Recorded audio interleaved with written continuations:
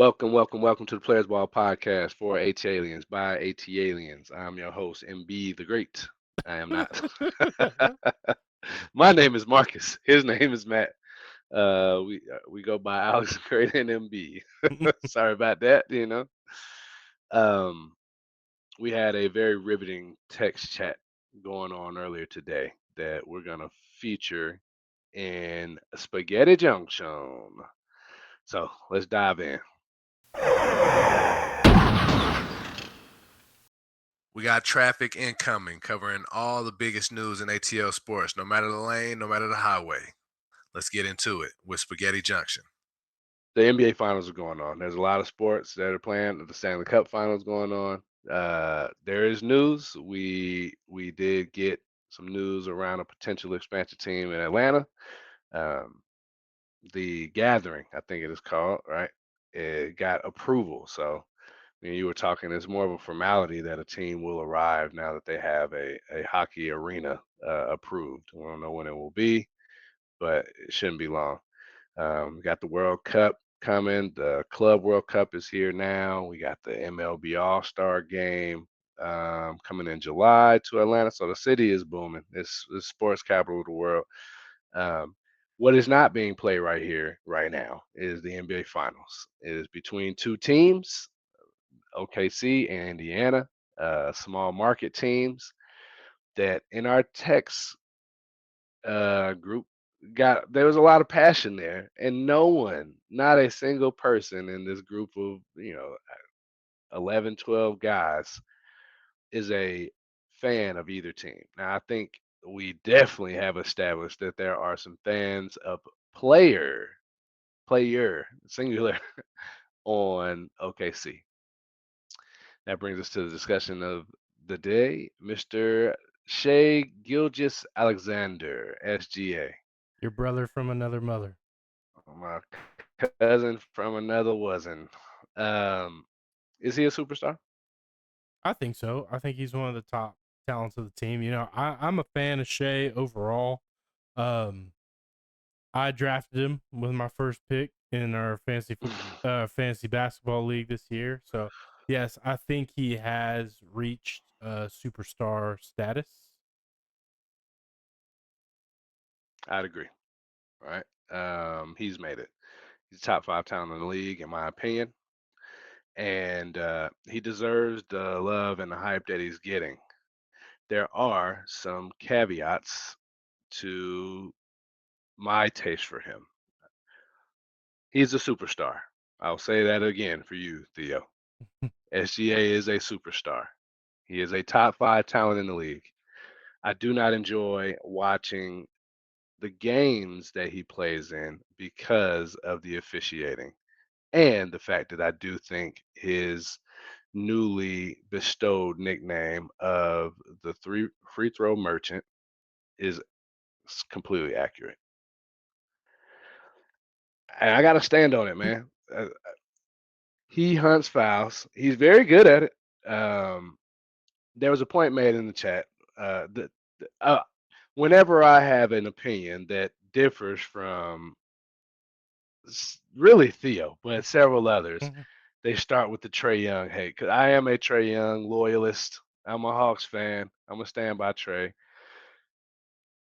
But I am a bit frustrated that he gets these calls. He is a superstar, and I don't think superstars should get calls. We'll go to that next. But um, there was a rule enforced a couple years ago with Trey Young, really the Trey Young James Harden rule, where they would call them foul baiting. So now you can't lean certain ways or stop too quick to get fouls. And I think SGA is doing these same things, and they're not officiating it the same. I definitely agree with you to an extent. I think it's interesting just because I think in general, like the product for the NBA has diminished over the last couple of years. And you've said, we've discussed, is this the best playoffs that the NBA have experienced in quite some time? I think the overall feeling is yes. Um, but I do think when it comes to individual products that certain players or certain teams are putting on the floor, some is more entertaining than others. And specifically, you know, I'm not a fan of games that a lot of tic tac fouls are called. That was kind of the knock against Trey and James Harden was, they made the game less entertaining. People didn't like it. So the NBA stepped in and said, all right, well, we're going to either enforce a rule that had already been there or we're going to modify the rule to try and take it out of the game. It's the same conversation with just flopping in general, right? People complained about the product. They were tired of the flopping. So what did they start doing? Trying to make um, changes or start enforcing different rules to try and take it out of the game. Now, it only works to some degree, right? Like you're not going to be 100% perfect. You're not going to get every call Right. right. These are humans. But overall, you know, I do agree that it diminishes the product in the game. That being said, I can't be heavily critical on SGA as the player for doing it, um, and not be critical of Trey and James Harden doing it. Now, I can be critical of the fact that one of those three is, kind of getting better or more frequent calls from it. And that goes to the overall, I think, my stance on all of the argument that we had today is, if we could call consistently uh, games, if we stopped, like, fouls are fouls, right? Regardless of who's either uh, committing them or who's on the receiving end of them. If we just called fouls as they are evenly across the league, everyone would be happier. The product would, I think, get higher ratings in general. But these are humans. I think that's a utopia perspective, right? And not based in, you know, really what's feasible. I agree. That is a utopian thought to that the games are all called evenly, right? Until the robots invade, they can kickbox. Why can't they referee? Um, but I lost my point. No, they they are largely human. Oh, I got it. By and large, this has been the most physical playoffs that I've seen in a very long time. That has attributed to it being, in my opinion, again, one of the best playoffs I've watched in a very long time. So it sullies that for me that you have SGA, and he's not the only one in the playoffs that was getting these calls, but he's definitely getting the most favorable calls. I don't want to tarnish him, his name, just drag him through the dirt for, I guess, playing within the rules. But the officiating has made me mad. Let's thinking about it.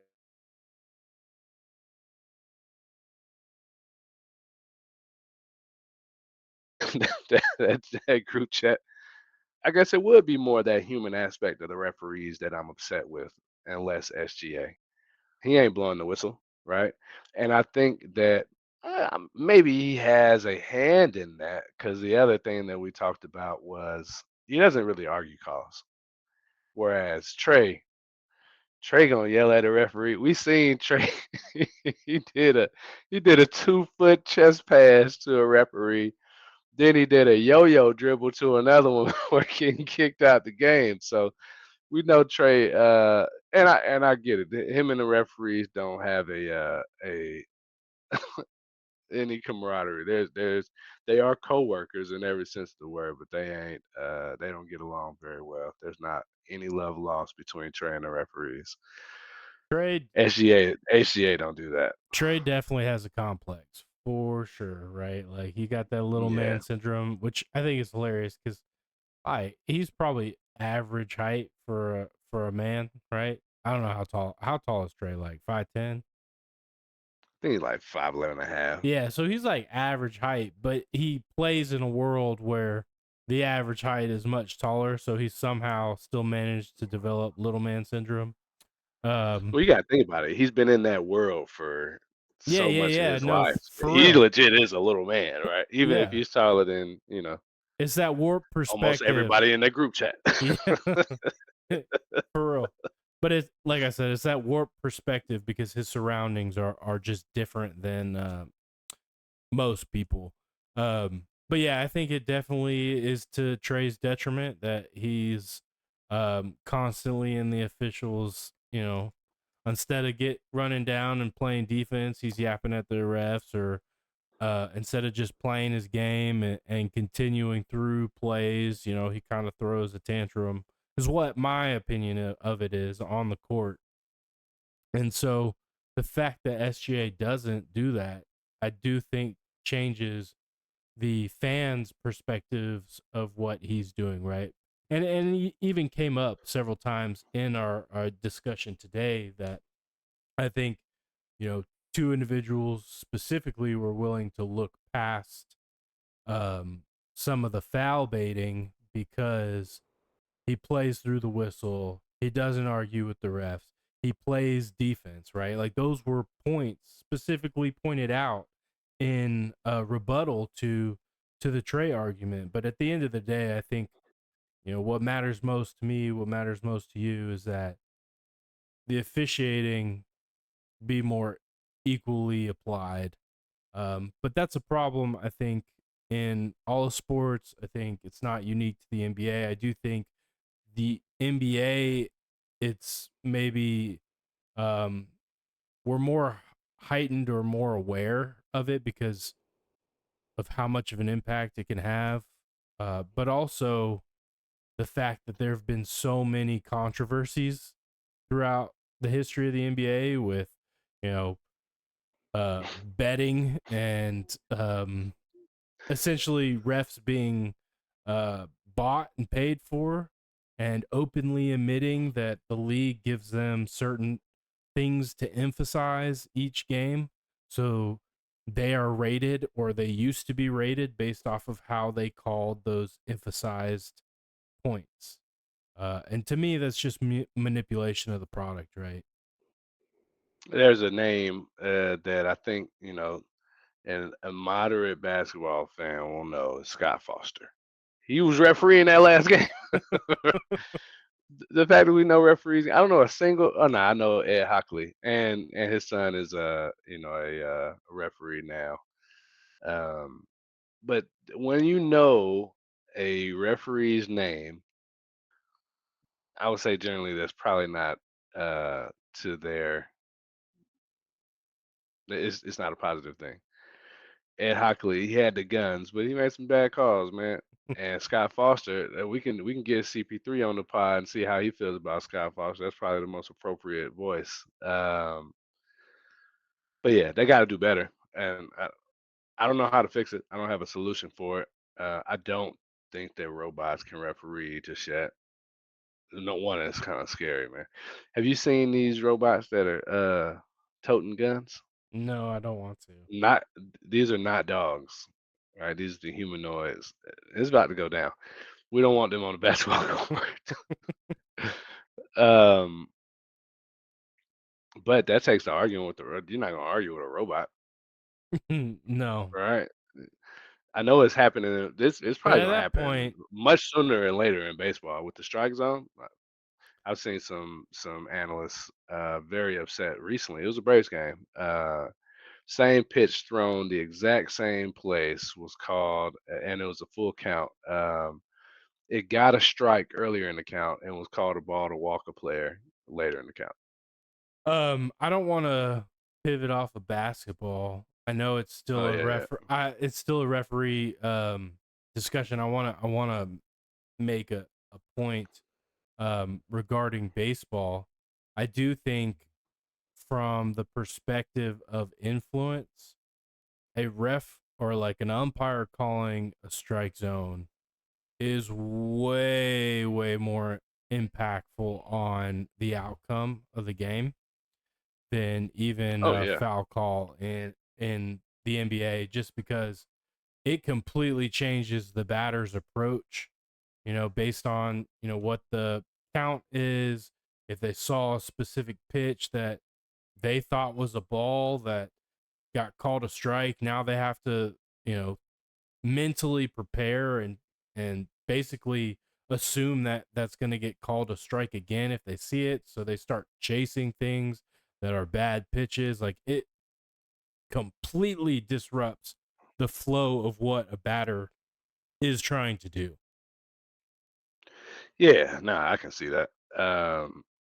But they did institute the challenge in baseball. I think that was an act to correct it. There are no silver bullets in anything we dislike about sports, but I think that was a step in the right direction. The pitch clock probably helps the pitcher can't they don't have as much time to then utilize like, oh damn, that was called a strike. Let me let me try to paint that other corner, see if I can get some love on that side too, with the pitch clock. So we'll see what happens with baseball. I don't know if they're going to the robot zone. It feels like they are. But back to basketball, refereeing has to be it, it's just a better product when it's called evenly. It, or just don't call stuff down the stretch. Let them play. That's happened a lot this playoffs. Man, it made the game exciting. It made the game so exciting when they just let them play ball at the end of the game.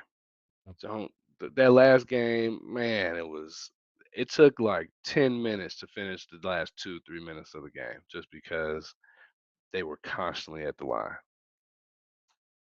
And that was unfortunate for me as a viewer. I didn't enjoy that. I understand where you're coming from. For me, and we can move off of basketball, or at least the NBA Finals discussion after this. But to me, something that I think diminished the finals in particular, um, was these waits between games. Like, this time off, between game one to game two to game three to game four. What are we finally on game five? And it's been like a week and a half. Like, I think Yeah. it absolutely killed all of the momentum that the NBA had built in those first rounds, right? Like, having basketball on every single night, and not just basketball, but good, exciting basketball. Like you said, physical basketball was good. It was good for the overall product of the NBA. And then you get to the finals and you got to wait like 3 days in between games. It's just bad. It's just bad all overall. Yeah, I agree. I understand it. One is money, right? Chase the dollar, you'll find the answer. But two, I think it allows both teams to now it does kill momentum, but I think it allows both teams to enter each game a bit more rested and maybe a little bit more healthy, having that extra day. Before we move off to finals, who's gonna win I'm still pushing for Indy. Um, it? I just honestly, I don't care either way, but there was a lot of mess being spoken at the wedding about how trash the East is, and that's like the overall sentiment. And I think there's merit to those arguments. So don't come at me, but I think it would be quite hilarious if 2 years in a row, the Eastern Conference took home the trophy for, you know, the league that's so terrible, or the conference that's so terrible compared to the other. Yeah, yeah. I do think it is over in the form of OKC is probably gonna win these next two games, and it's done in six. I think if Indiana won that last game, they had a chance to win the series. And there's because I know he'll call me out on it, Dion. On the other side of the ball, uh, what the hell, Burton, Tyrese Halliburton. I'm not a fan of his either, but he's been playing some terrific playoff basketball. Um, Call me a Trey Young stan, man. But that is where I stand. I die on that hill. I don't think Trey Young gets the respect that he deserves. But there's a big trade too, and which is kind of I don't remember a trade like this happening before the finals were over. But the Grizzlies have traded Desmond Bain to the Orlando Magic, and what they gave up is why this is such big news. They gave up 4 unprotected first round picks, KCP and Cole Anthony, who both of those dudes are very good players. They gave all of that up for Desmond Bain. Now Desmond Bain is a boss. I think during Ja Morant's time off, because it's not just the suspensions. He's been hurt periodically as well. But during his time off, Desmond Bain, when he's not injured, because he's actually been hurt too, he showed that he could be a top dog. And now he'll go to Orlando, a team that desperately needed shooters, and he won't have to be. Right? That's Paulo Banchero's team, and Franz Wagner is second in line. I think they make a great team. The price that they paid tells me that the Hawks ain't doing no trade for nobody, right? Um, I wonder if Desmond Bain at this point in his career is better than DeJounte Murray was when we gave up all those picks for him to the Spurs. I would probably argue he is. Okay, that's fair. That's still a hell of a lot of picks, man. Pick 4 picks and 2 players. I hope they got something out of it. But for me, tying that into the Atlanta side, I just don't see the Hawks pulling off anything after seeing that. Like, what's it gonna take to get? We talked about Giannis. We don't think he's leaving. I don't. Yeah, we agree on that, right? Giannis more than likely is gonna end up being in Milwaukee next year. I'm still a believer, but yeah, no, you're right. Everybody's in the fight for Kevin Durant, but at this point, if you have Desmond Bain going for 4 picks, and he's young and he's really good, but if you got him going for 4 picks, you're gonna have to give up at least 4 for KD, right? Is that girl math? I think that's. I mean, I think it's valid, but I think it's girl math. I think that's where GMs are gonna try to point to in their negotiations, but I Mm, don't know that is always going to be the bar that has to be hit, right? Because at the end of the day, teams certain teams, certain players need to be moved, and yeah, they're gonna end up moving them regardless if they don't get that same level of comp, right? yeah, yeah. There is a decision to be made by both parties, right? Um, but the Hawks ain't doing it. I gave them all the smoke in the world for. Actually, I like that trade for DJ. It didn't work, and I think Landry, may he rest in peace from a GM perspective. He's still alive and with us. But I think he did a good job and reclaiming 2 of those picks this year, and I we're gonna heard see what a happens. I heard a very interesting debate. I think it was on 92.9 The Game, and just real quick, I want your thoughts on it. But they were talking about the decision to let go of Landry Fields and whether or not you have to take into account not just his trade and his free agent acquisitions, but you also have to take into account his drafts and who he's drafted, but more specifically, not the potential of the players that he's drafted, but the health of the players that he's drafted. Because when Mm, you look at it, when you evaluate Jalen Johnson for what he was, um, and the injury history, you look at the Kobe Buffkin injury history, the Onyeka Kongwu injury history. Was Landry there when they drafted DeAndre Hunter? I'm trying to look that up now. But when you 2022 is when he started the job, so we'll look back through those 3 drafts. But go ahead. um when you do add that into it, it definitely shifts the conversation a little bit, right? Yeah. So the thinking is that they all had injury risk, or they all had an injury flag on them, and he just kept drafting players Uh, that had. An injury flag? Is that what it's saying? No, they're saying that um the the job of the GM and those that are evaluating talent have to take into account injury risks and past injury health. Yes, that's part of it, but when they fail to, I guess, see these issues, um that is a knock on them. I think that's slightly over.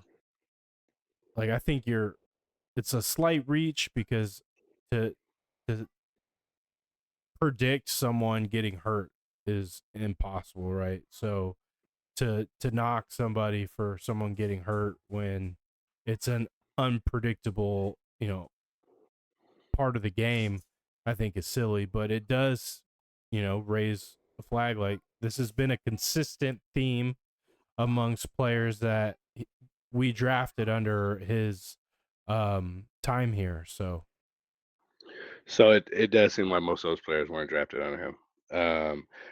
Before I give that, the Landry Fields was a contestant on a senior face-off. That's weird. uh, that threw me.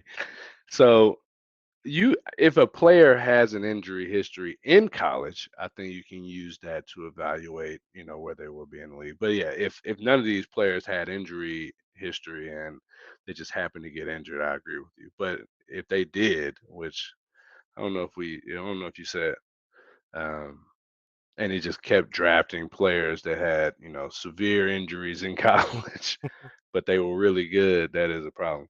Yeah, all in all, he didn't draft a ton of players. Ricochet, Kobe Buffkin, Seth Lundy, AJ Griffin, and Ryan Rollins, who was traded since he started on 2022. So most of what he did was through trade. That's interesting, though.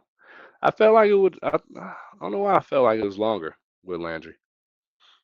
yeah, Landry came right after the DeJounte move, right? Because that was when Schlenk, who opposed the move, was kind of like forced out. Yeah, Travis Schlenk, but yeah, that trade happened. Huh. That trade happened under his watch. That was 2022. Really, was it? And I agree that Travis Link was excommunicated yeah. during that time, but I think it all happened I, relatively close in timing. yeah, it says that trade happened on June 30th of 2022. So by June 13th, he had the job. The draft was on the 23rd, the 30th. That man had a busy first 2 weeks of work. And then he drafted AJ Griffin, who actually showed a lot of promise, man. And I know he's doing what God called him to do. So shout out to him for that. But I thought he was gonna be a hooper, and he just did not get the time that I would have given him. I'm not a coach though. All right, man. What else we got to talk about, man? Los Um, Bravos. oh, Los Bravos, yes, sir. Uh, they finally won back-to-back series. You know, They finally won a they beat. series, and then they Yeah, followed yeah. it up with another one. And the caveat that I have to that last game of the win streak is that they lost 10-1 and they gave up 9 runs between the seventh and the eighth inning, returning to their old form. I still have no hope for this team. Um, it's too wishy washy, and you can still, for me, I still let go of Snit now, and this is AA's proven season. Right now, he ain't. I don't know who any of these players are that are throwing out relief pitches. Right, I know Pierce Johnson. There's a lot of names that I do not know, and he orchestrated that. So he's on the clock for me. He has not. hit that 65 to 70% approval rating that we talked about last week. Yeah, I'm still pretty firm in my stance. I'm kind of with you though on like the overall outlook for this team. I still think it's pretty bleak. I do expect the Braves to be buyers, not sellers. The nature of the current MLB playoff format, more teams make it, which means more teams will feel like they have opportunity to make it, and less will be sellers early Mm. on because more will have belief that they can make that final wild card push or division push. So I do think we'll be on the market for some players with the trade deadline approaching. So we'll just have to wait and see what they do.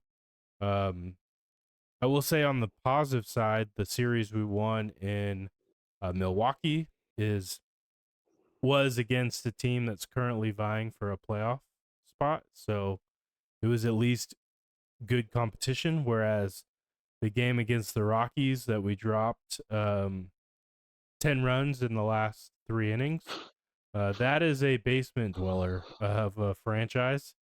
And so that one's embarrassing. But, it's kind of like the old adage, any given Sunday. I know that's usually referencing football, but when you play 180 games, you're going to drop one from time to time, and you're going to drop one to teams that you, for the most part, shouldn't. And so dropping a game to the Rockies to me isn't as bad as splitting or losing a series to them. Now that would be embarrassing. It's still embarrassing, don't get me wrong, but Okay. it would be more embarrassing to lose a series or to split a series with them. Agree. And I won't harp on it further than that because you came back and said it's still embarrassing. Really, it's the fashion by which they lost that is so reminiscent of this worst stretch at the beginning of June. That's what they were doing, right? It was a tie game, and the relief pitching literally just collapsed, and that to win 4 out of 5 games and then lose the sixth one like that it's symptomatic of their season, and that's why I don't know where they're going. I still want a big move. I don't want a rental. I said that last week. I want to be a buyer. I need to be a buyer in order to buy into AA continuing to be the GM of this team. There was some other stuff though. Ronnie has come back and been the player that we thought he was going to be. My man is absolutely balling. I will actually rebuke that. He is not the player that I thought he would be. He's Ah, better.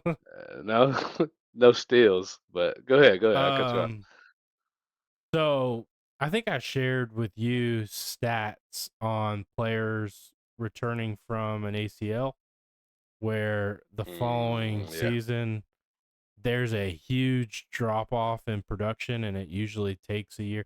I mean, we kind of saw that with the last time Ronnie was hurt and had to come back off that first ACL injury. So I kind of expected to see Ronnie need some time to adjust, some time to get back, maybe a season to get back into the swing of it, and I was dead wrong.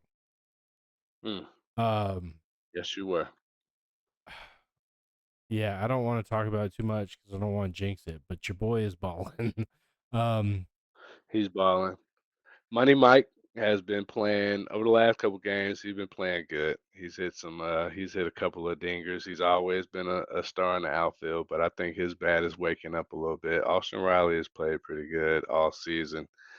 Um, Ronnie is he's really good at baseball.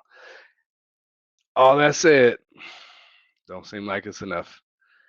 Got some great starting pitchers. Spencer Strider, it was a shorter game for him, but he looked like he was back on his stuff. I think he threw 5 innings. We had like 11 Ks. So that was good to see out of him. I don't think he let up a run. If it was just one, which is a far cry from the last outing he had before that. So it's good to see him doing his thing. It ain't enough. Hmm. It's not enough, dog, to change my mind. Yeah, no, I'm with you. I like hesitate to say it because the if the Braves do anything consistently, it's them making me eat my words. Especially especially what I put out here on the pod. Um, but Grant Holmes has been Mr. Eastbound and Down has been quite a consistent starter for us. We're generally in games that he starts. He put down 6 solid innings for us in game 3 against the Rockies before the bullpen came in and let the wheels fall off. Um, but we've been there, right? Like one thing that's been really hard about watching this team is like we've gotten the starting pitching for the most part. We just haven't been able to consistently put runs up, and our closers, our relief has been terrible. Yeah. Yeah. Has he ever done relief work for us? Short relief, yes. If we could get another starting arm, I think that would be that's an answer of sorts, right? To go and ahead and get him in there for He was never six intended and to be a seven. starter. I know that's why we need a real starter, and he has shown that he's doing good, man. Between that game and the game against the Giants, he has some good outings. If we're having all this relief help, that we haven't seen any of the names that I said I didn't want to see anymore. So, but I ain't seen nobody that's got no pop either. I would love to see We Grant Holmes do a couple of relief innings if we had a bona fide fifth starter. Yeah. We have seen your favorite boy Raisel Iglesias. Um When? he pitched in the Not in the last six. yeah, he has. He pitched in the first one we won, the first game that we won in June. He came in and pitched in the 8th or the ninth. Um I think he pitched in the I'm 8th. talking about since last week when we Yeah, talked about it last week. he pitched in He that ain't pitched game. since then. He pitched in that game. We have to go look up game by game, but I'm pretty sure he's seen time outside of just that game in Milwaukee.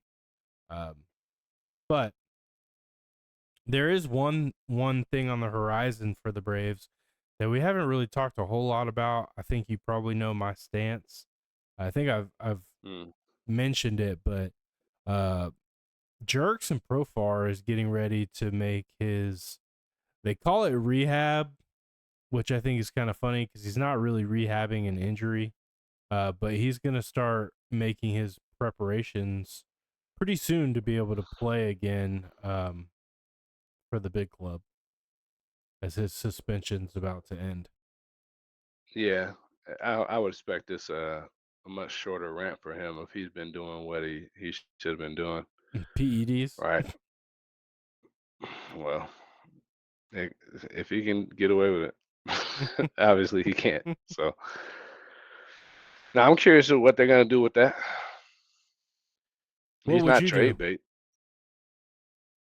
He can't play in the playoffs for you, right? That's a rule that's not just applied to us as the trade recipient, right? Because of his suspension, he will be banned from the MLB playoffs for this year. Correct. So no one's gonna want him. Um, he only had one good year, like one stellar year. Last year he was an all-star.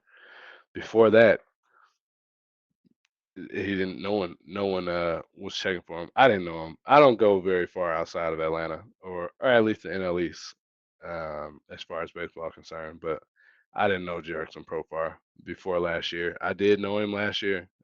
He actually played well against us in the playoffs.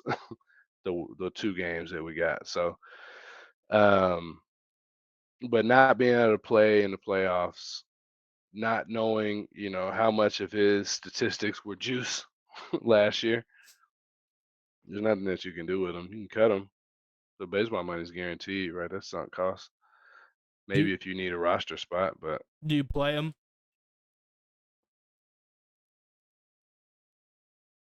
Yeah, I do.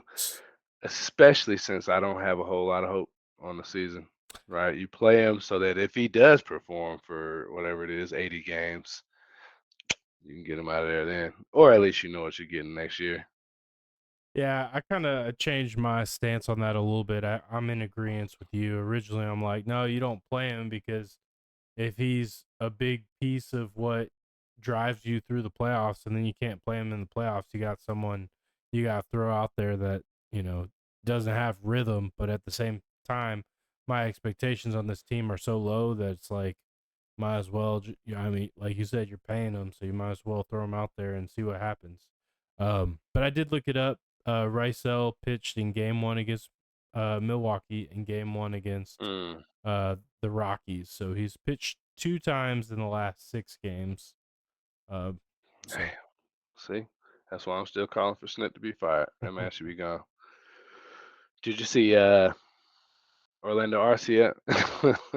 He got some bats against us. yeah, I don't think he did very well. there's some pretty funny clips of him and just like his interactions with Matt Olson and Ozzy and Nick Williams or Nick Allen. I'm sorry. So yeah, good for him that he made it on a club. So could be jobless right now. So. He very well could. He very well could, man. There was one more thing with the Braves I wanted to bring up. I wanted to ask you about. We've talked on the pod about leadership in the clubhouse and how that seemed to be lacking. Apparently, that made it to. He hadn't heard it before, but Austin Riley has since commented. And he said, "Look at Chris Sale. Look at Marcell Ozuna. You know, myself, Olson. The conversations that need to have had." The conversations that need to have been had have been had. Um, and that was in response to people saying that there's no leadership in the locker room. What say you to that quote? I mean, I've always kind of felt like that was kind of a hearsay kind of argument. I think, I mean, leaders can only do so much. They can say all the right things, they can push all the right buttons, but at the end of the day, like it's still your own responsibility to perform or not, right? Like you can have leaders that certainly help you with your motivation and your overall um, mental well-being and like how you feel going into it, but that doesn't always generate to better performance, right? It certainly helps, uh, but 1 plus 1 does not equal 2 in that equation, right? It's more nuanced than that. Mm, So I think just saying that the team lacks a leader and blaming all of their struggles on that is pretty baseless. Um, Now, do they did they benefit from certain leaders in the past? Yes, I think like the Jock Peterson and the energy that he brought to the club definitely helped propel them in 2021. I think Ron Washington and Eric Young definitely made a difference in the clubhouse, and I definitely think that when guys are having fun, they tend to perform better, right? Um, but that's not like a foolproof 100% like this is gonna happen if we change these things. You know what I'm saying? Um, so that's kind of my take on it. I don't think there's an alpha in the Braves locker room. There's a best player, but that ain't always your alpha, right? Your leader, so to speak. Like, and I think that teams in all sports need that, right? Somebody that's going to drive, even being a servant leader, right? Maybe you're showing the way as opposed to telling people what to do. There's a bunch of ways to come through for that. I don't know that the Braves have that. I think they have some really solid guys who are a family, but baseball is not really a. It don't feel like that kind of game. Um, you need somebody who has the reins and is going, for lack of a better word, step up to the plate. Yeah. I mean, I think in the past maybe Freddie Freeman was that guy. Hmm. But I also don't think that. what works for one person works for everyone, right? And I think that there's a bazillion of personality tests out there and psychological studies done in the workplace that can basically prove that point to be true, that you can't lead every player the same exact way and expect the same results. So when I think alpha, like I think, someone who's gonna be, I don't know, pushy, macho, like the everything runs through me kind of like alpha mentality. I guess like the traditional, more like wolf pack alpha type. And maybe I'm wrong with that um assessment, but like that's at least what I picture. And I don't necessarily think that works in every locker room or for every player in the locker room. And that's not what I mean when I say alpha. That's why I added that, like that servant leadership piece, right? I think there was this study that I read from a corporate standpoint that says the vast majority of people who quit don't quit companies, that quit their leaders. And if you don't have one, sometimes you flounder. You just need somebody to sharpen your iron against. It's not that you got to do everything that I say, or but if I am, maybe I'm the leader by taking accountability for the team's performance. Like, hey, now I know we haven't been good. Maybe I'm the public face of it, right? I can step up in that way. Maybe I'm staying after. I'm doing extra BP, extra practice, extra practice, extra practice. I don't know where I got that from. That's a real thing though. Just to set the tone, like, and then obviously I need to perform as well. Right, Ronnie, if he's performing like he is, so look at this. Say Ronnie's a elder statesman. He works really hard at his craft, and he's performing like he is. He's the only one on the team that's really, up to snuff. That is gonna drive his teammates to want to be better. What's up, young brother? Um,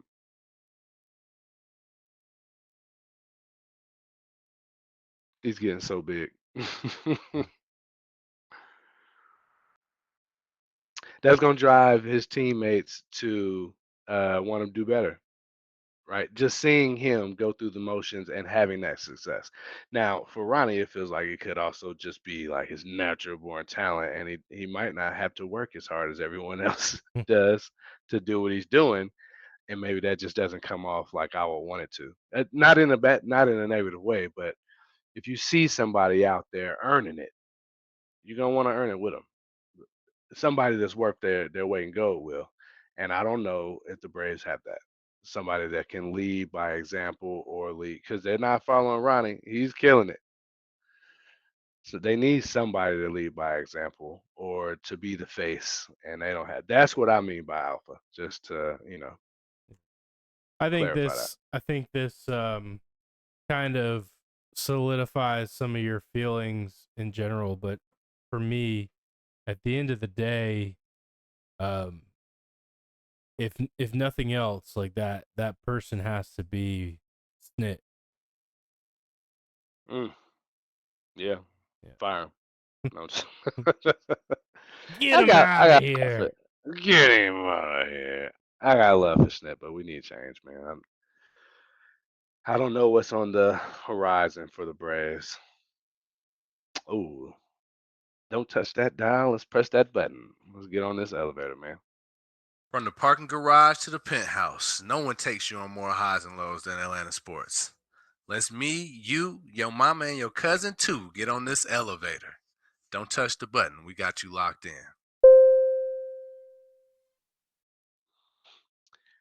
What is what's the ceiling for the Braves? What's the highest level on the elevator they can go? I think they can win a championship. I think that is the ceiling, even given the current state. Now that can change very quickly if they have more stretches like they had at the beginning of this month, but I still think everything that they want is in front of them. Now, what is my confidence level for them to achieve that? Probably like 20%. So very low. But I do think that is still the ceiling for them. I do think this team is capable. My ceiling is gonna be, you know, a wild card berth to lose, Mm. just like they did last year. I don't think they can get above that. And even that feels like, for reality, it feels like a reach for them to make that happen this season with the inconsistent ball that they've been playing. What's your floor? I mean, We're standing on it. Hopefully, it don't get no worse than that. We had two separate stints of 0-7 ball. last in the NL East, I think Mm. is the floor, which we've sniffed a few Uh, times this year. So I don't know. That might be a little too low for me.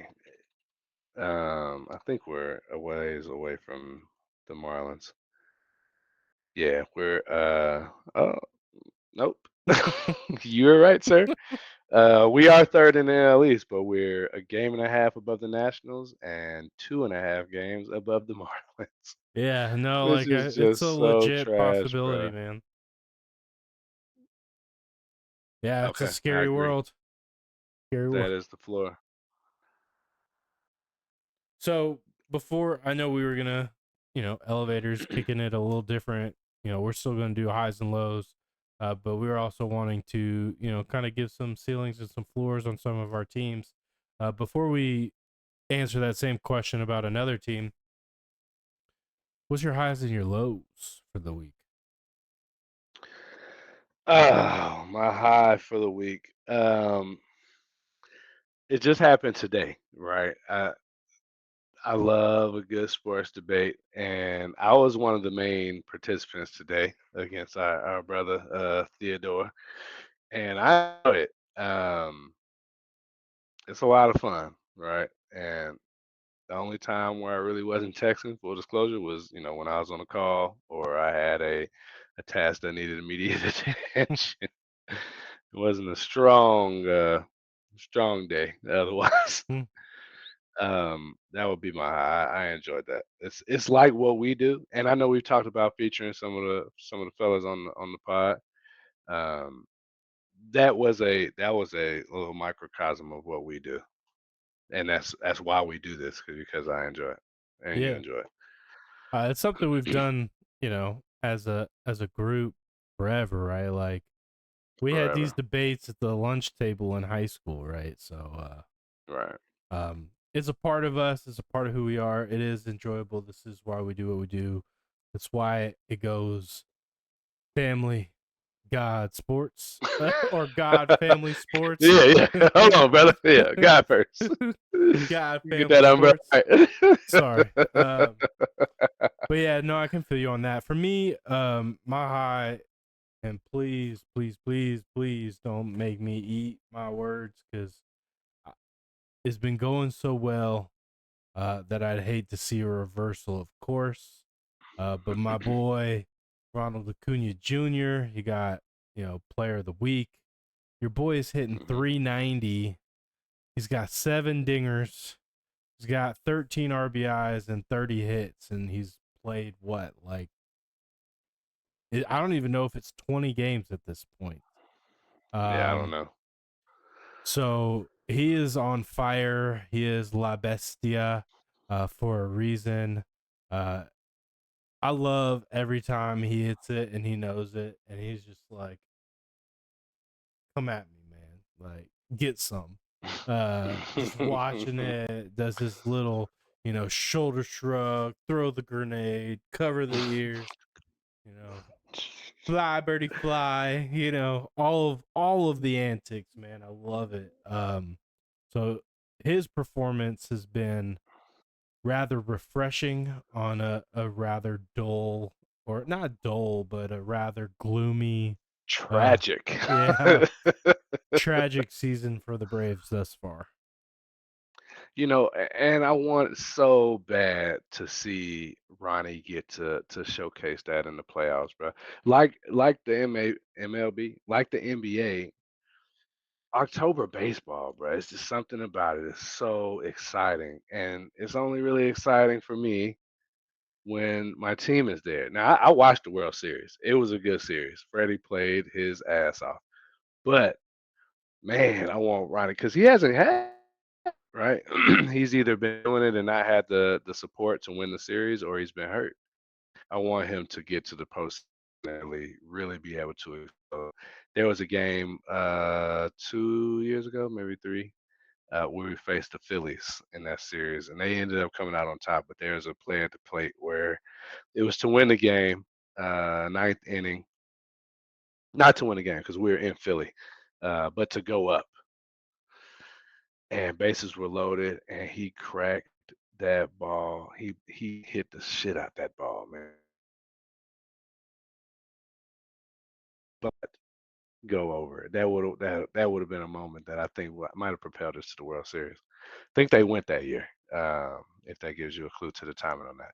But yeah, no, that's a great high. Well, what's your low?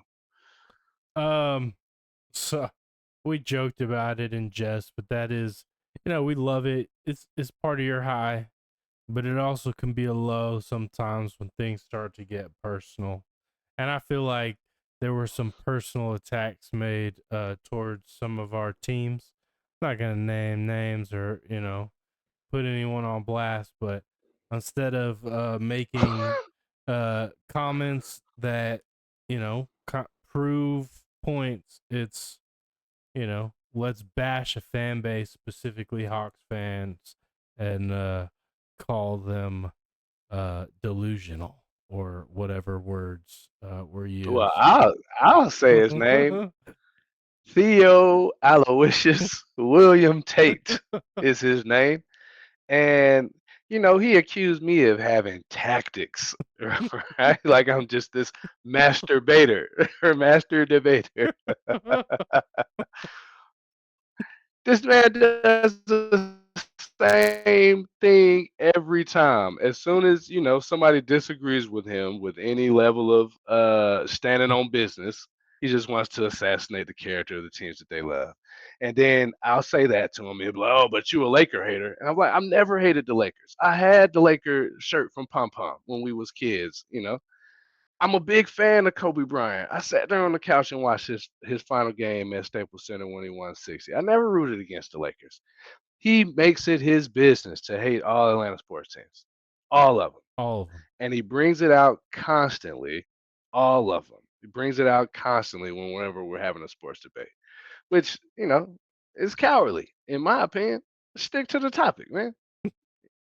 Or maybe I will. I'm gonna have to employ some other tactics. Right? We get ChatGPT involved. Like, how can I manipulate somebody who constantly bashes my teams when they're packed into a corner? It's okay for us to agree to disagree. Jamel did that.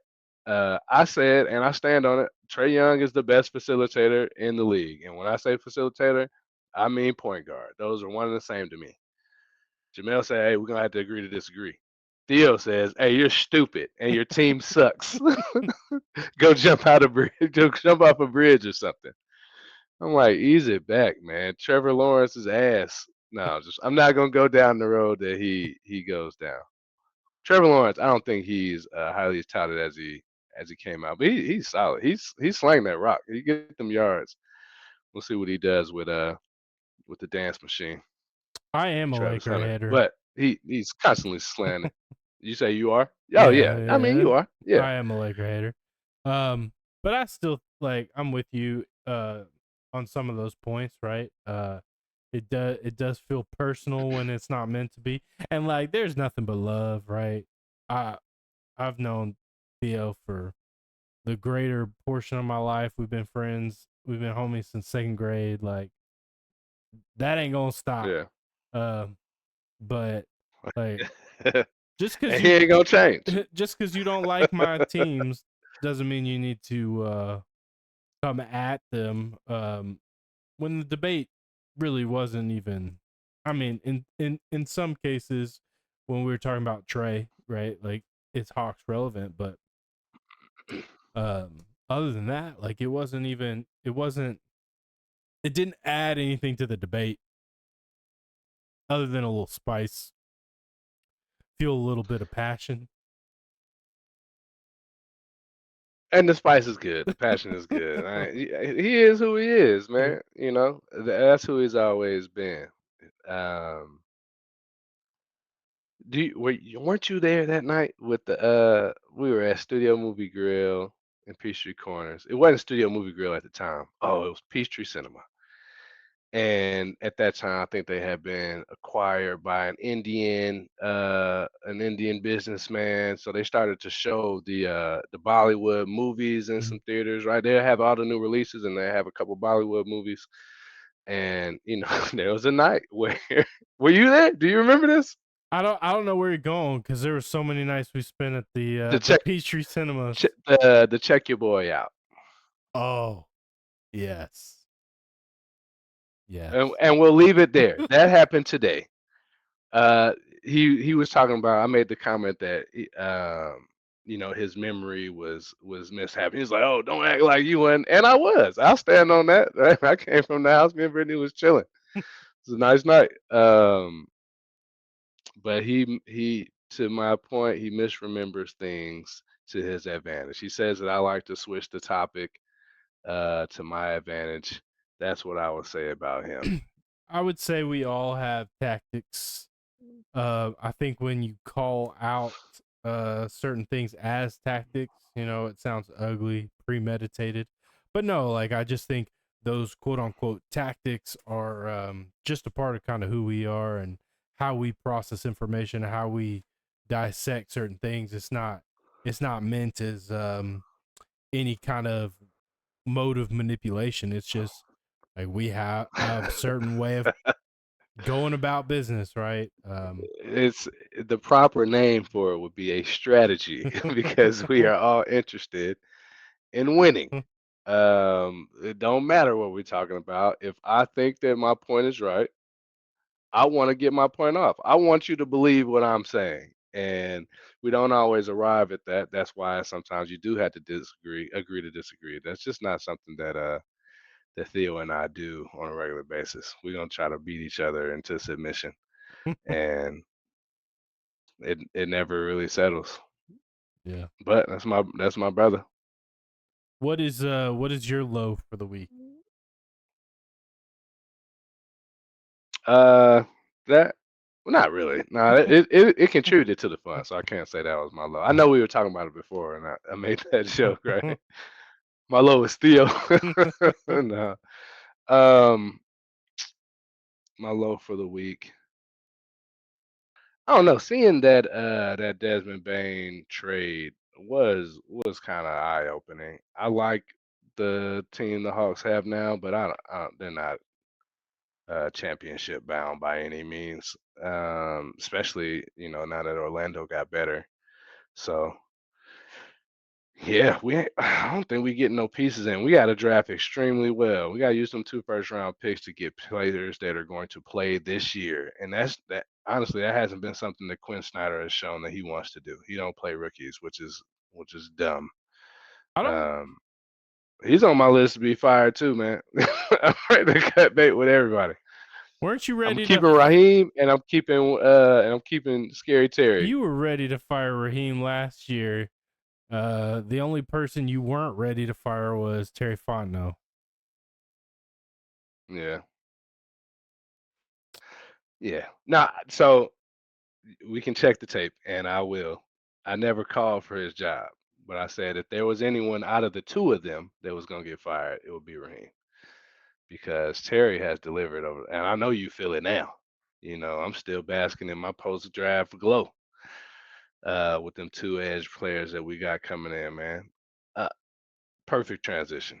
What is the ceiling for the Falcons this year?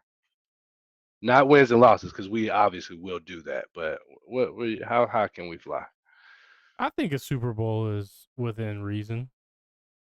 Now again, Mm.